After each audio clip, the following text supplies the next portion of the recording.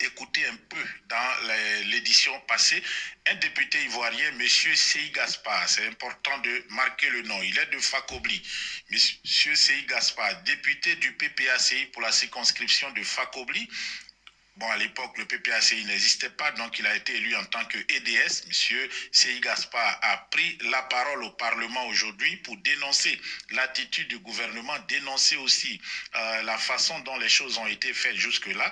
Par exemple, concernant ce déploiement, c'est ce qu'on nous avait dit à l'époque de soldats au Mali, où ils ont été arrêtés pour mercenariat. Le ministre de la Défense a refusé de se rendre au Parlement. Il s'agit de Téné Birima Ouattara, c'est lui que vous avez vu au camp des forces spéciales à Diaké, a refusé de se rendre au Parlement pour donner des explications aux députés. Et puis, il y a eu aussi d'autres affaires, mais on va écouter M. Seyi Gaspard qui nous donne quand même des informations, qui va poser ces questions. On l'écoute, c'est très important. Nous sommes en fin d'année. Je crois que c'est la dernière session parlementaire avant les fêtes de fin d'année. Le député Seyi Gaspard de Fakobli. Le ministre de l'Intérieur a dit que tout le monde est fautif. Tout le monde est fautif. Je ne pense pas être fautif. Je ne pense pas être fautif. La Côte d'Ivoire a confié au ministre de l'Intérieur de gérer l'affaire du passeport en Côte d'Ivoire. Je ne pense pas que tout le monde soit pas compris là-bas. On peut dire que je suis fautif de ce qui se passe au plateau ici. Je souhaite que le ministère de l'Intérieur prenne ses responsabilités et qu'il situe ceux qui sont à la base de la fraude et qui démantèlent le réseau qui a été mis en place pour soumettre la Côte d'Ivoire en dehors de notre pays. Seconde chose,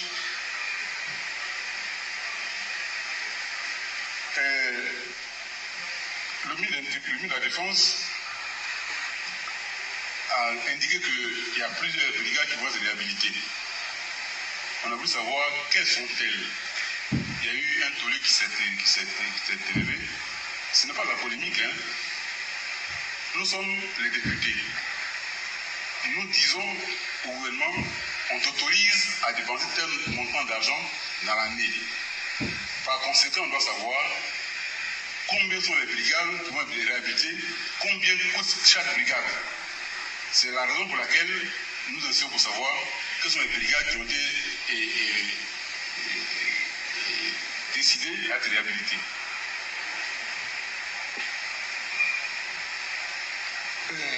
Je suis heureux que le ministre de la Défense soit là ce soir. Ça fait 2 fois qu'on l'a attendu s'il n'est pas venu. La première fois, c'était quand il a fait les 49 soldats.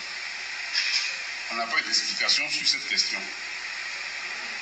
Nos collègues, nos frères sont venus en Côte d'Ivoire sans qu'on sache réellement ce qui s'est passé au Mali. Pourquoi on l'a arrêté? Pourquoi ils ont passé tel temps au Mali? Il est bon qu'on nous dise ce qui s'est passé. Autre chose, notre pays était prêt à aller en guerre contre le Niger. Et pourtant, la liste 104 de notre constitution dit que c'est le Parlement qui autorise le pays à entrer en guerre contre un pays. Là encore, on n'a pas eu de question, on n'a pas eu de réponse. On ne sait pas ce qui s'est passé. C'est pas comment est-ce que la Côte d'Ivoire s'apprêtait-elle à aller en guerre contre le Niger. Dernière question, Monsieur le Président. Quand est-ce que le 43 Mbima va quitter la Côte d'Ivoire? Quand est-ce que le 43 Mbima va quitter la Côte d'Ivoire? Notre pays a 66 ans d'indépendance. En ce qui me concerne... Voilà, vous avez écouté le député Seyi Gaspard. On me dit que c'est un ancien préfet, donc c'est un homme assez courageux qui a posé cette question. Et c'est la première fois, comme vous avez entendu, qu'en Côte d'Ivoire, il y a quelqu'un qui dénonce publiquement la présence de la base militaire française, un représentant de la nation. On sait que Mamadou Koulibaly l'avait fait, mais il n'est pas allé au bout de ses idées, car étant président du Parlement ivoirien, il avait toute la latitude de proposer un projet de loi pour que les députés statuent sur la présence militaire française. Il ne l'a pas fait. Depuis qu'Alassane Draman Ouattara est aux affaires, voilà. Je vais m'arrêter là. Vous aurez vu, vous aurez compris. Bonjour à tous. Aujourd'hui, nous sommes donc le 11 novembre 2023. Je suis un panafricain très convaincu, un authentique panafricain, et je suis seulement accessoirement spécialiste de la France. Doubian, donc, c'est mon surnom. Hein. Écoutez, c'est historique, l'intervention de l'honorable, parce que lui, par contre, il mérite le titre d'honorable. Député au Parlement de la Côte d'Ivoire, à l'Assemblée nationale de Côte d'Ivoire. Monsieur Séhi Gaspard. Alors, c'est extraordinaire parce que c'est des coïncidences de la vie. Oui. Alors, moi, pour des raisons de sécurité, je n'ai pas envie de me dévoiler, mais sachez que ce monsieur, en fait, moi, je ne le connais pas, hein, très franchement, je ne le connais pas, ou du moins, je le connais comme ça, en regardant sur Internet et tout. Mais c'est surtout que j'ai un oncle qui était un ancien officier supérieur de la gendarmerie. Je fais un clin d'œil d'ailleurs, pour des raisons de sécurité, toujours, je ne donne pas les noms, et qui était dans son équipe de campagne. Donc, c'est un ami à lui, qui est maintenant là, monsieur Séhi Gaspard, là, voilà. Bon, allez, je vais très rapidement fermer parce que les sorciers, là, excusez-moi. Bouillard, bon, allez, c'est parti. Mais écoutez, il a fait une intervention, mais historique. Historique. Et donc, j'ai dit quoi? J'ai dit, mais je crois qu'au Parlement ivoirien, il y a combien? Peut-être 255 députés, si je ne m'abuse pas, ou 225, je ne sais plus. Il faudrait vérifier sur Internet. Hein. Soit c'est 225, soit c'est 255. Bon. Pour un pays qui compte environ combien? 30 millions d'habitants, grosso modo. Et donc là, lui, il est député de Fakobli. Hein, c'est dans l'ouest de la Côte d'Ivoire. Voilà. Hein. Et extraordinaire, parce que c'est inattendu. Alors, il fait partie du, comment on appelle ça, FPI, anciennement, et puis maintenant PPACI. Donc, c'est un partisan du président Laurent Gbagbo. Voilà, il est dans le PPACI. Et je dois dire que je suis agréablement surpris. Je suis agréablement surpris parce que c'est extraordinaire. Et son intervention, d'ailleurs, il paraît qu'il y a des députés, ses confrères là, ou ses collègues, il y en a qui rigolaient par rapport à la question qu'il a posée. Il a posé plusieurs questions, hein.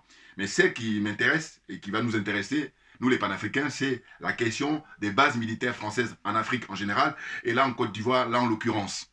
Sachant que la base militaire de Côte d'Ivoire, ou les bases militaires de Côte d'Ivoire sont les plus importantes, hein, de toute cette zone-là. La zone des aliénés, la zone des complexés, la zone des corrompus, et j'ajoute la zone des jaloux et des sorciers. Mais, toujours important à préciser, ce n'est pas une fatalité, c'est-à-dire qu'on peut s'en sortir. Mais par contre, il y a un préalable. Il faut une volonté individuelle, il faut une volonté collective, et il faut une volonté politique. Puisque je vais vous dire, en illustration, la volonté politique, elle se manifeste au Mali avec les colonels, son excellence Assimi Goïta, au Burkina Faso avec le capitaine Ibrahim Traoré, son excellence Ibrahim Traoré, avec le général Tchiani, son excellence le général Tchiani, au Niger. Vous voyez, voilà, une volonté politique qui fait qu'ils ont tout de suite demandé, et ils ont exigé, ils ont obtenu la fermeture des bases militaires dans leur pays respectifs. Voilà. Et donc la Côte d'Ivoire, c'est une base historique, hein, qui a été mise là-bas avec l'accord de Houphouët-Boigny, ou même sans un accord même, là ils ont bien installé comme ça. Voilà. Voyez-vous. Mais c'est hyper intéressant. Alors, vous voyez, le ministre, il a posé plusieurs questions, le député, Séhi Gaspard. Il a dit, qu'est-ce qu'il en est pour les 49 zozos, là, hein, vous les avez amenés là-bas, on n'a pas d'histoire, on n'a pas d'explication, on n'a aucune information là-dessus. Donc, la représentation nationale, hein, les députés de Côte d'Ivoire, aimerait savoir qu'est-ce qu'il en est pour leur situation. Et puis, ce qui s'est passé. Premier point. Deuxième point, il a posé aussi la question, je crois, sur l'intervention de la Côte d'Ivoire là-bas au Mali, au Niger, surtout au Niger. Voilà. Qu'est-ce qu'il en est aussi? Les députés ivoiriens ont besoin de savoir. Et puis, je vous dis, dans les 3 ou 4 questions qu'il a posées, ce qui nous intéresse, c'est quand est-ce que la base militaire française, le 43e BIMA, hein, qui est situé à Abidjan, à Port-Boué, non loin de l'aéroport même, on va dire, à l'aéroport de Félix Houphouët-Boigny, à Port-Boué, voilà, cette base-là a été mise depuis 1961, si je me souviens, hein, si les dates sont précises pour moi. Voilà. Et donc, lui, il demande, hein, j'imagine au nom de son parti, mais en fait, là où c'est intéressant, c'est de dire maintenant que lui, il soit intervenu, c'est très bien. Mais c'est encore mieux de voir quelle serait l'attitude de ses autres collègues. Hein. Alors, les partisans de M. Ouattara, c'est une chose, eux, ils vont soutenir M. Ouattara, donc c'est normal. Mais ceux de l'opposition, quelle est leur position maintenant suite à l'intervention du député de l'honorable Sey Gaspard. Et je dis encore une fois, à l'Assemblée nationale de Côte d'Ivoire, bon, l'Assemblée nationale de tous les pays là, africains, là, parce que souvent quand quelqu'un est député, tout de suite ils disent honorable. Non, je dis moi, il faut le mériter. Lui, il le mérite là, voilà. Suite à ce comment on appelle ça, cette intervention, voilà, parce que c'est une intervention historique. Vous comprenez? Et oui, parce qu'il ne faut pas mettre tout au même niveau, hein, voilà. Il y a des interventions habituelles, machin, tout ça, on parle de cuisine interne, mais là, quand il demande la fermeture des bases militaires françaises en Côte d'Ivoire, là, il va à l'essentiel. Parce qu'en réalité, M. Ouattara est protégé par l'armée française. Hein, Houphouët-Boigny lui-même, d'abord, il a mis ça parce que pour sa protection. Et puis voilà. Hein. Donc là, la mouise dans laquelle on est, hein, la difficulté dans laquelle nous sommes, je le tiens pour responsable, pas le seul, mais il est un des artisans, un principal artisan. Voilà. Donc c'est pour ça qu'il faut dire la vérité, rien que la vérité. Moi, c'est ma religion. Hein. Voilà. Vous allez observer que le ministre, quand il répond, alors nous, on ne montre pas là, j'ai regardé un petit peu, quand on lui parle de, comment on appelle ça, les 49 zozos, il dit qu'il ne sait même pas pourquoi on les a arrêtés. Alors, quand c'est comme ça, quand j'ai écouté sa réaction, je me suis dit, j'ai pensé tout de suite à ce qu'a dit Aimé Césaire, un de mes pères au niveau de l'intellect. Il dit que, je résume, hein, le malheur de l'Afrique, c'est d'avoir rencontré la France. Oui, oui, oui, oui. Pourquoi j'insiste là-dessus? C'est qu'au fond, l'élite française a pour culture le mensonge. Et comme ces pays-là, ils sont colonisés par la France et puis ils copient la France, eh bien, je vous dis, vous prenez chaque pays colonisateur. Vous allez prendre les anciennes colonies anglaises, hein, Nigeria, Kenya, Ghana, tout ça. Regardez comment ils fonctionnent aujourd'hui au XXIe siècle. Et puis vous allez regarder anciennes colonies, comment dire ça, portugaises, Mozambique, Cap-Vert, Angola, et tout ça. Hein, Guinée-Bissau, bon. Et bien vous allez voir comment ils fonctionnent. Et puis là, vous prenez maintenant la zone francophone, c'est-à-dire les pays colonies françaises. Et regardez, on est les derniers de la classe, les plus aliénés, les plus complexés et les plus corrompus. Que quelqu'un me dise qui dit mieux, voilà, c'est ça que je vais dire, qui dit mieux, voilà. Donc j'ai mis la barre très très haute là. Les trolls là, il faut prendre la graine là, hein. Prenez note, asseyez-vous, puis fermez-la, surtout parce que j'ai pas le temps. Vous la fermez parce que le fait d'ouvrir, on perd du temps, donc je vais gagner du temps, j'ai pas le temps. Donc, au fond, ce monsieur Terry Brahima là, quand il s'exprime en plus, il n'a même pas le respect de dire le nom des députés, parce qu'il a dit qu'il y a un député qui est intervenu et qu'il ne se rappelle pas de son nom et tout. Mais c'est pas sérieux. Parce qu'au fond, normalement, on est dans un endroit où on se respecte mutuellement, hein, notamment surtout pour le poste. Le poste de parlementaire, le poste de député. Mais comme ces gens-là, je vous dis, ils ne sont pas à leur place. Et c'est nous autres qui devons venir leur donner des cours. Oui, parce que je dis, tu peux avoir tes diplômes, tout ce que tu veux, mais on n'est pas, parce que moi, je n'ai pas aller faire le malin à l'université pour venir donner des cours. Et encore que, voilà. D'ailleurs, ce que je fais là, mes vidéos, c'est des cours. Voilà, donc il faut arrêter. Donc je veux dire que, suivant les sujets, le domaine dans lequel on est, ils ne sont pas qualifiés. Et c'est pour ça qu'ils font n'importe quoi. Et d'ailleurs, un truc que je dois rappeler constamment, c'est que je dis en fait, l'éducation est de base. Et quand je dis éducation, il ne faut pas rester dans le flou. Il faut être précis. L'éducation africaine. Et puis, je vais dire, dès lors qu'il n'y a pas cherché à éliminer un être humain, voilà. Dès lors qu'il n'y a pas ça, moi, j'adhère. Mais autrement, voilà. Oubliez-moi. Voilà. Chacun comprenne qui veut, comprenne qui peut. Bon, ce que je veux dire, c'est quoi? C'est que, en fait, l'éducation de base, dès l'école primaire, même la maternelle ou l'école primaire, jusqu'à à l'université, les grandes écoles, c'est de faire comprendre que, en fait, quand tu viens faire de la politique, c'est pour l'intérêt général. Vous voyez? C'est pour améliorer les conditions de vie des gens. Donc, tu es au service de, comment dire ça, des citoyens. Eh bien, c'est quelque chose qui est un bien commun, qui appartient à tout le monde, et que par conséquent, ce que j'observe, c'est que très souvent, en Afrique en général, et puis là en Côte d'Ivoire notamment, les gens même sont amenés finalement à demander pardon, hein, s'il vous plaît, pour qu'ils accomplissent ce pourquoi ils ont été élus, ce pourquoi ils sont nommés. Vous vous rendez compte? Et ça arrive constamment, hein, même la sœur, hein, Poutcheri Balé, la grande dame, la patriote, hein, dans ses interventions, ben, elle n'est pas la seule, hein, mais c'est courant chez nous, où les gens disent « Pardon, monsieur le président, pardon, monsieur le ministre. » Non! Mais c'est... Alors, je vais vous dire, moi qui vis ici, alors, et puis attention, parce que je suis pour un concours d'honnêteté intellectuelle. Je dis, bon, voilà, vous ne pouvez pas admirer la société française, hein, au sens de les institutions françaises, c'est-à-dire la République, la démocratie, etc. Vous ne pouvez pas les admirer. Et puis quand on veut rentrer dans le fond des choses, et puis vous voulez essayer de faire quand ça vous arrange. Non, non, non. Moi, comme je dis, je suis pour l'honnêteté intellectuelle, on passe tout en revue. Voilà. On met tout sur la table. Qu'est-ce que je veux dire par là? Je veux dire par là que, en fait, les élus sont normalement au service du citoyen. Je dirais même que je vais plus loin, parce que je dis, il y a un jeune Français là, qui a son émission, qui a ses vidéos, qui a pris dans un générique comme ça de son émission, il a dit, il y a un jeune qui a prononcé, il dit, Macron, tu es ma pute. Mais bien entendu. Mais attendez, donc ça veut dire quoi quand il explique ça? Il dit qu'en fait, tu es à mon service. Et que donc, tous les dirigeants là, qui dirigent les pays, normalement, ils sont au service du peuple. Mais comme ils sont dans l'escroquerie morale, hein, ils sont dans la corruption, mais terrible. Et donc, ils inversent. Hein, inversion des valeurs. Hein, à savoir que c'est eux maintenant que le peuple doit faire allégeance. Enfin, je veux dire au sens où le peuple doit les respecter comme si c'était des dieux. Attention, ils mettent la barre très haute au point de vue du mépris qu'ils ont pour le peuple. Et moi, c'est pour ça que c'est le combat que je mène. Voilà. Expliquer aux gens en disant, mais écoutez, aucun mérite. Ceux qui ont du mérite, c'est ceux qui respectent le peuple. À savoir qu'ils sont humbles, ils disent là, en permanence, dans leur discours, dans leurs actes et tout, ils disent nous sommes là pour le peuple. Alors que les autres, ils sont dans aliéner le peuple. Et du coup, ils vont encourager ce côté-là où on doit leur demander pardon pour exécuter ce pourquoi ils sont élus. Et d'ailleurs, l'argent, c'est l'argent du peuple. C'est même pas l'argent, c'est pas leur argent. Et d'ailleurs, c'est le peuple qui les paye. Et c'est ainsi que j'ai dit, le jeune qui avait dit dans le générique, il a dit Macron, tu es ma pute. C'est tout comme en Côte d'Ivoire, M. Ouattara est la pute des Ivoiriens.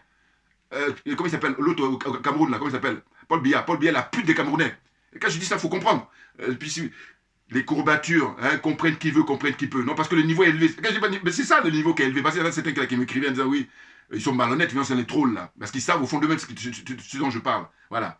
Hein, la vérité, rien que la vérité. C'est de dire que allez-y faire autre chose. Mais quand vous venez là pour faire de la politique, c'est être au service du peuple, pour l'intérêt général. Donc c'est pour ça que c'est l'exigence morale, l'intégrité morale avant tout, en préalable.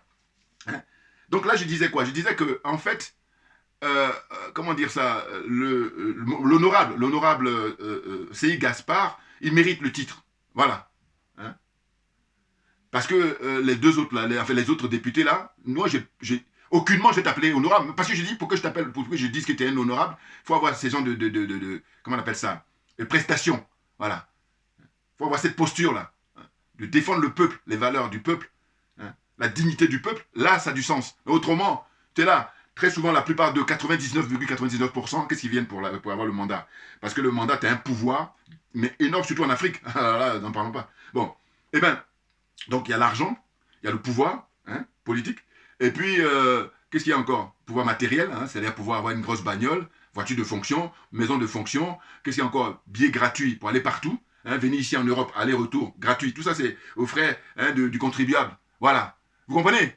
Donc j'ai dit, moi, qui se ressemble, ça ressemble. C'est-à-dire que les gens qui sont honnêtes, voilà, on va être du même club. Mais si tu es malhonnête, j'ai pas le temps. Va faire autre chose. Parce que j'ai dit sur Terre, il y a 8 millions, et on est plus, on paraît qu'il y a 8 milliards. Donc il y a de la marge. Voilà. Donc c'est pas la peine de perdre le temps des uns des autres. Ça sert à rien. Ton temps et le mien aussi. Donc c'est pour ça que si on n'est pas fait pour être ensemble, va vivre ta vie, je vis la mienne. C'est tout. Et mon discours est clair, c'est un discours on ne peut plus pacifique, bien entendu. Non, parce que ne pas faire ça, ça fait qu'on est amené à se taper dessus, mais c'est une perte de temps, perte d'énergie. Et moi, ça ne m'intéresse pas. Comprenne qui veut, comprenne qui peut. Comprenez? Voilà. Donc j'ai pris des notes, mais en réalité, avant de lire mes notes là, mais les notes en fait, c'est juste le parcours de l'honorable C.I. Gaspard. Oui, oui, oui. Et je dois dire que si jamais j'ai l'occasion, ce monsieur, de le rencontrer un jour, lui, il mérite un t-shirt. Il n'y a pas que lui. Tous ceux qui font, Madame Poulcheri, t-shirt, Madame Yam, t-shirt, enfin, t-shirt, là, les t-shirts que j'ai là, vous savez, avec mon logo, là, zone des aliénés. Bon, moi, c'est ma petite contribution symbolique. Soyons d'accord. Parce que mes t-shirts, c'est pas quelque chose qui coûte des fortunes, non, mais c'est le symbole. Voilà. Hein?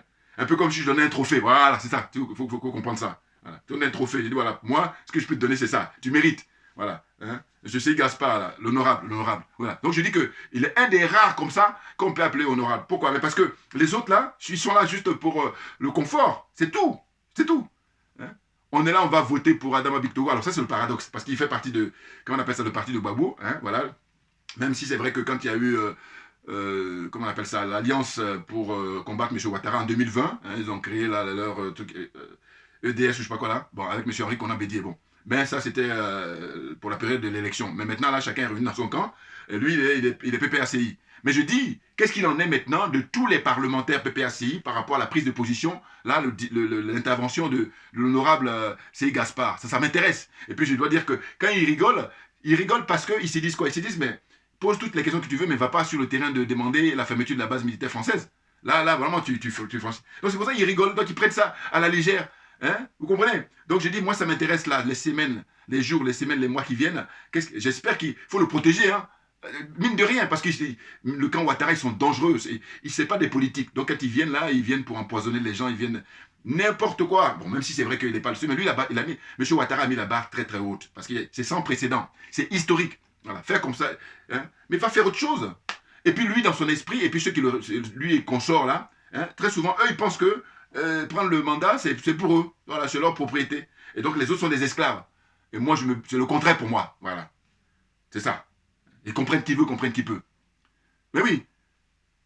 Et d'ailleurs, ça m'est venu comme ça à l'esprit. J'ai dit, mais en fait, le président Gbagbo, qui est un homme politique, un authentique homme politique, simplement, il s'entoure mal. Hein, il fait de mauvais casting. Hein, aussi bien avant, par le passé, parce qu'il n'a pas écouté quelqu'un comme Mamadou Koulibaly. Et aujourd'hui, il n'écoute pas non plus Awa Dombello. Je veux dire par là que écouter, mais entendre, et puis poser les actes, voilà. Mais sinon, tu peux écouter, et puis t'en fous. Voilà, je pense plus à ça. Il ne les prend pas au sérieux. Voilà. Il va prendre au sérieux ce qu'il ne faut pas. Donc voilà, erreur de casting. Et voilà. Alors que M. Ouattara, par contre, c'est le contraire. Lui, c'est pas un homme politique, mais par contre, il s'entoure bien. C'est dommage, hein, enfin bon, qu'est-ce que vous voulez. Mais il faut que les partisans du président Gbagbo, il faut qu'ils acceptent les critiques, il faut qu'ils acceptent l'autocritique. Mais ils ne veulent pas. Et parce que je dis, au départ, je disais qu'ils étaient rentrés en religion, mais maintenant, je ne dis plus religion. Je dis, maintenant, il faut qu'ils rentrent en psychiatrie. Et là, l'honorable C.I. Gaspard, lui, il sauve l'honneur. Voilà. Il sauve l'honneur. Oui, oui, oui. Mais je vous dis encore une fois, ce serait intéressant maintenant, les jours qui viennent, comment ça se passe ici, il ne va pas être marginalisé, il ne va pas être ostracisé. Hein, je me demande même s'ils ne l'ont pas envoyé au boucher, le pauvre, le pauvre. Mais c'est un homme intègre, parce que j'ai regardé son parcours. Voilà, c'est un haut fonctionnaire, hein, sous-préfet pendant 10-15 ans, et puis après préfet, et puis maintenant il termine comme administrateur civil, et c'est là qu'il a décidé maintenant de faire de la politique. Hein. Et avant de commencer à lire son parcours, c'est qu'en fait, vous avez vu Kofi, qu'est-ce qu'il dit Kofi? Kofi, il accuse Mamadou Koulibaly, hein, le professeur Mamadou Koulibaly, qui à l'époque, effectivement, quand Gbagbo était au pouvoir, était président de l'Assemblée nationale. Donc en gros, il dit quoi? Il dit oui, Mamadou Koulibaly avait commencé effectivement à demander le départ des militaires français, mais par contre, il n'a pas fait... les termes, proposition de loi, c'est pour les députés, et puis projet de loi, c'est pour les ministres, hein, l'exécutif. Bon. Donc, ce dont il s'agit là, en l'occurrence, le terme approprié, c'est proposition de loi. Donc il dit en gros que lui, en tant que président de l'Assemblée nationale, à l'époque, il n'a pas mis en place des propositions de loi pour que ça soit définitif en ce qui concerne l'exigence du départ de l'armée française. Mais non, mais attends, tu plaisantes, Kofi. Là, j'ai développé tout à l'heure en disant que le président Gbagbo ne l'a pas écouté, hein, sinon on n'en serait pas là. Voilà. Puis regardez mes vidéos anciennes où j'ai déjà largement développé que le président Gbagbo, son problème, c'est ça, c'est qu'il n'écoute pas les bonnes personnes. Bon. En tout cas, ceux qui l'entourent, qui sont chargés, ses collaborateurs qui sont chargés de lui donner des conseils suivant les domaines. Voilà. Mais là, bon. Donc, j'ai dit quoi? J'ai dit, bon, là, Kofi il termine là sur le propos en disant oui, enfin, en accusant d'une certaine façon Mamadou Koulibaly. Mais je dis, mais c'est profondément malhonnête intellectuellement, Kofi. C'est incroyable, hein? C'est plus fort que lui. Et d'ailleurs, son émission là d'hier, celle qui a vraiment bien intervenu, enfin, elle n'est pas la seule, mais en tout cas, j'ai retenu la Maman Pauline. Voilà, Maman Pauline. Odile, Madame Odile plutôt, excusez-moi. Madame Odile. Hein? Madame Odile, eh bien, elle a bien parlé. Je dis, elle, le seul truc, c'est qu'elle est gore. Mais de manière générale, elle a compris. Elle a vraiment compris. Donc hier, elle a bien intervenu. Elle dit que M. Thiam, ce n'est pas la personne qui nous dérange. Non, c'est qu'il va être dans la continuité hein, de M. Ouattara. Tout simplement, il va protéger les intérêts français. Donc il faut lui poser les questions maintenant aujourd'hui. Quelle est sa position par rapport aux bases militaires? Quelle est sa position par rapport aux Français CFA? Qu'ils le disent maintenant. Qu'ils ne nous disent pas, on verra. Non. Vous voyez? Et c'est là où l'honorable Ousmane Sonko, vous prenez les images, vous allez regarder à l'Assemblée nationale du Sénégal, quand il était député, comment il chargeait Macky Sall en permanence. Mais ça, je dis, je suis curieux, justement, dans tous les pays là, où il y a l'Assemblée nationale, chaque pays a son parlement. Et bien, comment ça se passe? Quand les députés, ils font leurs interventions, de quoi ils parlent? Hein? Et puis, comment on appelle l'attitude qu'ils ont vis-à-vis de l'exécutif? Parce que quand tu es opposant, le rôle d'opposant, il faut l'assumer. Oh là, il y en a plein là, et puis ils vont faire croire qu'ils font de la politique, alors que non, vous êtes venus là juste pour le matériel. Donc vous êtes trop léger, et j'ai pas le temps, voilà. Parce que je dis, eux tous, très souvent, vous avez dans des professions. Donc voilà, va dans ta profession, fais ce que tu as à faire. Si tu as besoin d'encouragement, on va le faire, parce que là, tu es dans un domaine où, voilà. Mais là, quand tu veux faire de la politique, c'est autre chose. Il faut être animé, hein, pour servir l'intérêt général. Bon, je vais le dire, mais je l'ai déjà dit, mais c'est comment on dit, la répétition à but pédagogique. Vous comprenez? Hein, donc, Kofi, il se permet comme ça d'accuser comme ça à tort le professeur Mamadou Koulibaly. Et j'ai dit, mais attends. D'abord, avant que M. Koulibaly devienne président de l'Assemblée nationale, un certain M. Henri Konan Bédié, à l'époque, a été président de l'Assemblée nationale. Longtemps, quand Houphouët-Boigny était au pouvoir. Qu'est-ce qu'il a fait? Donc, on va prendre le bilan de M. comment on appelle ça, Henri Konan Bédié. Donc, c'est pour ça qu'Ofi, je vous dis, voilà, autant les diplômes, il les a, mais, et puis je dis, le seul mérite, je le reconnais, c'est le fait Son émission permet à ce que beaucoup de gens soient informés et puis surtout, il donne la parole à voilà, une diversité de personnes, diversité d'opinions. Voilà. C'est le seul truc. Mais sinon, au point de vue, il n'est pas honnête intellectuellement, c'est clair. Il est PDCI, il est oufouettiste, il est maintenant Tidiane Thiam. Voilà. Et puis, malgré tous les arguments qu'on va, il va pas changer. Or que je dis, mais quand on est intellectuel, justement, tu dois tenir compte des arguments que l'autre avance. Or, Kofi, tu n'es pas compte des arguments. Donc, ça veut dire qu'il a un jeu caché. C'est ça que ça veut dire. Mais moi, ça ne m'étonne pas. Parce que je dis, il est tribaliste. Il n'est pas le seul, malheureusement. Il y en a plein comme ça. Vous voyez? Donc, je dis, mais comment on peut critiquer le professeur Mamadou Coulibaly alors qu'on a eu l'expérience de M. Henri Konan Bédié, qui, avant même d'être président de l'Assemblée nationale, il a d'abord été ministre des Finances, hein, et ensuite il devient président de l'Assemblée nationale. Donc tout ce parcours-là, lui, le bilan, ça donnait quoi? Est-ce qu'il a exigé le départ de l'armée française? Non. Bon. Qu'est-ce qu'il y a encore? Après lui, il y a eu d'autres personnes qui ont été présidents de l'Assemblée nationale. Qu'est-ce qu'ils ont fait? Bon, maintenant, pour faire court, le président Gbagbo, mais lui, en tant que président, il faut qu'il y ait un accord entre lui et le président de l'Assemblée nationale pour que le projet, ou la proposition plutôt, puisse aboutir. Ou même demander au gouvernement, finalement, parce que là, ça se fait, il faut faire un projet de loi pour demander le départ de l'armée française de la Côte d'Ivoire, par exemple. Oh là, ils n'ont rien fait, ils n'ont jamais rien fait. Et puis là, lui, il se permet d'accuser le professeur Mamadou Coulibaly. Mais c'est trop facile. Voilà. Tu vois, c'est trop facile. Et moi, je dis, heureusement, je dis merci à ceux qui ont inventé Internet parce que ça me permet de. La vérité, il faut qu'elle triomphe. Parce que là, lui, ce qu'il fait au Kofi, là, c'est du mensonge. N'importe quoi. Même tirer sur une ambulance. N'importe quoi. Enfin, je veux dire par là que c'est plus fort que de ne pas dire la vérité. Moi, c'est plus fort que moi. Hein. La vérité, rien que la vérité, voilà. Or que là, il est dans le mensonge, là. Que de dire que oui, comment ça se fait qu'en tant que président de l'Assemblée nationale, il n'a pas pu aller jusqu'au bout. Mais il pouvait aller au bout si tout dépendait de lui. Mais tout ne dépendait pas de lui. Il n'était pas président de la République, c'était M. Gbagbo qui, lui, avait les pouvoirs de décision, parce que lui, à travers les différents ministres qu'il a, ministre de l'Intérieur, ministre des Affaires étrangères, hein, tout ça, ils se rassemblent lors de leur réunion, et puis ils font le point, leur brief, et disent voilà ce qu'on va faire. Mais M. Gbagbo, il n'a jamais écouté les bonnes personnes, il a écouté les mauvaises personnes, et c'est pour ça qu'il en est là, et humilié en permanence. Et c'est pas fini. Parce que regardez là, le fait qu'on enlève son nom sur la liste électorale, je dis pour moi, je mets ça même plus fort que quand on l'a mis à la CPI. Mine de rien, mine de rien. Ah oui, c'est clair pour moi. Donc là, toujours pareil, Kofi, en contradiction, je ne suis pas panafricain, mais par contre, je suis à Bamako. Alors que Bamako, c'est la capitale, c'est le pays comment on appelle ça, du panafricanisme au XXIe siècle. Et même avant d'arriver au XXIe siècle, eh bien, quand on prend le premier président, Modibo Keïta, eh bien, c'est quelqu'un qui a donné du fil à retordre à l'époque, déjà, à la France. Pendant ce temps-là, Houphouët-Boigny, hein, au début, il était bon pour défendre le panafricanisme, mais très vite, ils ont fait peur, et puis il a lâché l'affaire. Donc il faut reconnaître ça une bonne fois pour toutes, il pourra passer à autre chose, mais non. Mais bon, là, tous les arguments qu'on a apportés, c'est enregistré, c'est filmé. Là maintenant, chacun a sa paroisse, et puis chacun va rendre compte de ses enfants, de ses petits-enfants, voilà, parce qu'ils vont prendre connaissance. Mais bien entendu, oui, pour dire que la vérité, à un moment donné, il faut arrêter, on ne peut pas la travertir, ou comment on dit ça, je ne sais pas, n'importe quoi, n'importe quoi. Hein? Mamadou Coulibaly, si le président Gbagbo l'écoutait, mais je vous dis, il y a plein de choses qui allaient se passer autrement. Et il a écrit en plus. Voilà. Il ne peut pas faire mieux. Oh, il dit, il y en a combien qui ont écrit en Côte d'Ivoire sur les rapports entre la France et l'Afrique? Dites-moi, je ne parle pas des autres, je parle des hommes politiques. Voilà. Dites-moi, en Côte d'Ivoire. Moi, hormis M. Mamadou Coulibaly, je ne connais pas un autre homme politique. Peut-être M. Gbagbo, oui. Mais bon, M. Gbagbo, voilà, en tant que président de la République, même si c'est vrai qu'ils ont saboté son règne, mais n'empêche s'il écoutait vraiment sérieusement M. Mamadou Coulibaly, on ne serait pas là. Et puis je vous dis, M. Mamadou Coulibaly, c'est peut-être dans le passé. Mais là, aujourd'hui, quelles sont les considérations de M. Gbagbo vis-à-vis de M. Awa Domelo, qui lui est respecté par les pays du BRICS, hein. Les pays du BRICS, c'est-à-dire la Russie, la Chine, le Brésil, l'Afrique du Sud, et puis, qui j'oublie encore là, les 5 pays. Et puis même, il y a d'autres pays qui sont rajoutés. Voilà, un monsieur qui c'est une chance extraordinaire pour la Côte d'Ivoire d'avoir un monsieur comme ça. Oh là, il n'est pas suivi, alors qu'il fait partie de, comment on appelle ça, du PPACI, un des proches du président Gbagbo. C'est ça le problème. Et là, les gars, là, ils sont perdus, ils sont perturbés. Vous rentrez en psychiatrie, les gars. Oh, et puis là, je suis gentil, hein. Et puis, il faut pas perdre du temps. On va vous soigner. Parce que là, voilà, vous allez voir que j'ai vraiment grandeur d'âme. Ouais, on est là. Hein. Bouillard. Allez, lecture pour finir cette vidéo et rendre hommage vraiment à l'honorable. Hein. Je dis, il y a 225 ou 255 députés là-bas. Pour moi, c'est le seul, voilà, pour l'instant. Peut-être, comment on appelle ça, le député, comment il s'appelle, de Tiasalé là. Bon, on peut lui dire honorable parce que lui, mais par contre, il a eu peur parce que puis ils ont remis en cause son mandat de maire. Donc, ça va te rejouer là. Bon. Alors qu'il a gagné largement. Hein, mais bon, comme M. Ouattara, dictateur impuissant, donc tout est à l'épreuve. Voilà. Hein? Comment il s'appelle là, Tia Saleh, le député maire là, j'oublie son nom. Bon, je vais vous dire, à la rigueur, je vais lui donner un peu le titre de honorable, parce qu'il avait mobilisé la population, alors qu'il devait aller encore plus loin. Mais bon, ils ont peur. Bon, je peux comprendre. Mais au moins, il a le mérite d'avoir soulevé ça, en disant, voilà, la vie est chère, et puis surtout, les frais de communication, Internet, tout ça en Côte d'Ivoire, c'est très élevé, téléphone, quand vous téléphonez, hein, c'est monstrueux.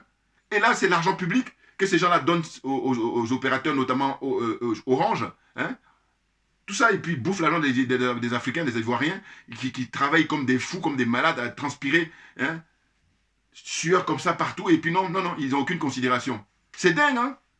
Et dire ça, c'est le minimum. Essayer de quand même rappeler ça, c'est le minimum. Voilà, n'importe quoi. Donc pour moi, hein, je vous dis, hein, député, il faut que tu poses des actes qui vont dans l'intérêt général et qui soient essentiels. Il ne faut pas faire des bricoles. Là. Voilà, là, on peut dire honorable. Autrement, on dit juste député. Voilà, c'est un député, c'est tout. Honorable. Il ne faut pas dévoyer les mots, sinon on ne sait pas le sens des mots. Voilà. Parce que c'est vrai que c'est facile de dire honorable. Non. Moi, j'accorde l'importance parce que justement, je me veux honnête intellectuellement. C'est pour ça. Ça va avec, hein. Ah oui. Si tu dis que tu es honnête, tu dois respecter le sens des mots. C'est les minimums. Bon, allez, on va finir ça avec le député, qui est un homme intègre, je crois. Monsieur Séhi Gaspard, hein, donc une intervention historique, très clairement. Hein. Aujourd'hui, avant de devenir député, il est administrateur civil. Hein. C'est un préfet hors grade. Donc, il a servi dans la préfectorat. Donc, c'est un haut fonctionnaire pendant, je vous dis, 15-20 ans, au moins. Il a eu son bac en 78. Je crois qu'il est né, parce que j'ai essayé de regarder un peu son parcours là, mais des fois, je n'arrivais pas bien de saisir quand, voilà. Donc, je ne me trompe pas, il est né à Divo. Divo, c'est une commune en Côte d'Ivoire là-bas. Il est né en 1955. Voilà. Donc, on a 10 ans d'écart. Hein, il est plus âgé, c'est un aîné, 10 ans. Bon. Il a eu une maîtrise en droit public. Voilà. Hein. C'était en 1983. Ensuite, il est rentré à l'ENA, hein, donc l'École nationale d'administration de Côte d'Ivoire. Voilà. Donc, c'est un pur produit de l'administration ivoirienne. Hein. Donc, il est diplômé de l'ENA. Et ensuite, de 1986 à 1989, il est sous-préfet, de 1986 à 91, voilà, il est sous-préfet de Bondoukro. J'espère que je ne me trompe pas, hein, Bondoukro, je crois. Ensuite, de 1991 à 1994, il est sous-préfet d'Abakala. Tout ça, c'est dans le nord de la Côte d'Ivoire, si je ne me trompe pas. De 1994 à 1996, il est sous-préfet de Bonois. Bon. Et ensuite, les années qui suivent, il devient secrétaire général de préfecture, hein, à Ferkessé-Dougou, toujours dans le nord là-bas. Il connaît très bien le nord, hein, pendant 5 ans. Et puis, il a l'affectation à Issia. Issia, bon, c'est un pays BT. Hein, il est toujours secrétaire général de préfecture. Et en juillet 2020, voilà, il devient préfet de Soubré. Voilà, préfet de Soubré. Hein, pendant 5 ans, hein, il est préfet de Soubré. Voilà. Et puis après, bon, secrétaire général de l'aménagement du territoire. Voilà, il est administrateur civil, là, comment ils appellent ça. Voilà, vous voyez son parcours, très brillant. Et il adhère au FPI, voilà, après, quelques années après, plus tard. Hein, il y en a qui adhèrent plus tôt, hein, très jeune, mais lui, non, c'est après. Et puis, en 2016, il se présente pour la première fois en tant que député. Hein, et puis là, bon, ça n'a pas marché en 2016. Et il a remis ça en 2021. Là, et donc, il vient d'être élu. Il a été élu là au dernier législatif en 2021 comme député de Fakobli. Voilà. Comprenne qui veut. Il y en a qui me reconnaissent et bon. Mais bon, allez, pour des raisons de sécurité, je précise ça toujours parce que je dis, il y a tellement de gens qui sont mal intentionnés. Voilà, je parle des sorciers là, les jaloux et les sorciers là. Donc, ça ne m'intéresse pas parce que je dis, qu'est-ce qu'on a gagné? Moi, je mets le bilan au bout d'une action. Quand tu fais question, on fait le bilan. Donc, quand on fait le bilan, on est les derniers. Bon, vous voulez rester dans cette situation? Non, il faut qu'on sorte de là parce qu'on peut sortir. Et comme j'ai rappelé tout à l'heure, volonté personnelle, volonté collective et volonté politique. Une fois qu'on a ça réuni, on est numéro 1. Moi, je veux qu'on soit numéro 1. Je milite pour ça, en tout cas. Maintenant, ceux qui me ressemblent, en fait, en tout cas, ceux qui ont la même façon de penser comme moi, voilà, venez, on est ensemble. Mais sinon, les autres, là, vivez votre vie, puis laissez-nous tranquilles, s'il vous plaît. Voilà. Donc, il dit qu'il veut prendre, il a demandé, quand il battait campagne à l'époque, en 2021, hein, il a expliqué aux médias qu'il voulait prendre part au débat. C'est pour ça qu'il veut être député. Et là, il le fait bien. Hein, voilà. Voilà quelqu'un qui n'est pas démagogue. Bah oui, parce qu'avant d'être député, il a déjà annoncé la couleur. Que je vais prendre part au débat, hein, public pour apporter ma contribution pour sortir le pays dans la misère dans laquelle on est. Hein. Donc, il dit prendre part au débat public pour servir son pays, voilà, en l'occurrence la Côte d'Ivoire, donc à l'Assemblée nationale de Côte d'Ivoire. Il dit qu'un député est un chef d'orchestre, voilà, d'une certaine façon, en termes d'image, et pour sa position, grâce à sa position de leader dans sa région, il peut impulser, voilà, et puis prendre des positions, et grâce à son influence aussi pour aider sa région. Bon, sachant que le député, normalement, quand tu es un député, c'est pour tout le pays. Voilà, c'est pas comme le maire, là. Le maire, lui, c'est vraiment sa commune. Mais le député, voilà, c'est au niveau de... Bon, c'est quelqu'un qui est furieux, hein, parce qu'il a maîtrise des droits publics, donc il connaît le dossier. Forte de son expérience, il s'engage pour la réconciliation nationale, hein, pour la réconciliation de la région déjà, les enfants de la région, les cadres et tout ça, pour dire que c'est pas la peine qu'on se bouffe le nez, il faut qu'on se mette ensemble pour justement faire évoluer les choses, pour que tout le monde soit gagnant, hein, que la région, hein, région ouest là, hein, région du Gaumont, et puis préfecture de Mans, préfecture de Fakobli, Quibli, tout ça, bon, comprennent qui veut, comprennent qui peut. Hein, que tous les enfants du pays, tous les enfants là-bas puissent voilà, apporter leur contribution pour l'intérêt général. Voilà. Visiblement, il a un état d'esprit qui est très bien. Hein, M. Seyi Gaspard. Là. Hein, donc, il dit aux jeunes, voilà, il les encourage à l'entrepreneuriat. Et donc là, il parle en connaissance de cause. Pourquoi? Parce que lui, il a un peu produit de l'administration, c'est-à-dire qu'il est sorti de l'ENA, hein, voilà, diplômé de l'ENA. Et il dit qu'en gros, c'est vrai que c'est une culture comme ça. Même moi, ma génération, on disait, ouais, il faut travailler, puis aller travailler dans les bureaux. Alors que non. En fait, lui, par expérience, il a dit non. Il encourage les jeunes aujourd'hui, au XXIe siècle, pour l'entrepreneuriat. Mais il ne suffit pas de le dire, il faut leur donner maintenant les moyens. Et je pense qu'il est dans cet esprit-là. Parce que quand on voit qu'il pose les bases comme ça, qu'il va à l'essentiel, qu'il demande quand est-ce que va fermer le 43e BIMA, c'est-à-dire la base militaire française qui est en Côte d'Ivoire depuis 1961 sous Houphouët-Boigny, c'est du très très lourd, c'est historique. Voilà. C'est pour ça que je fais cette vidéo-là, pour lui rendre hommage à Seyi Gaspard. Il le mérite.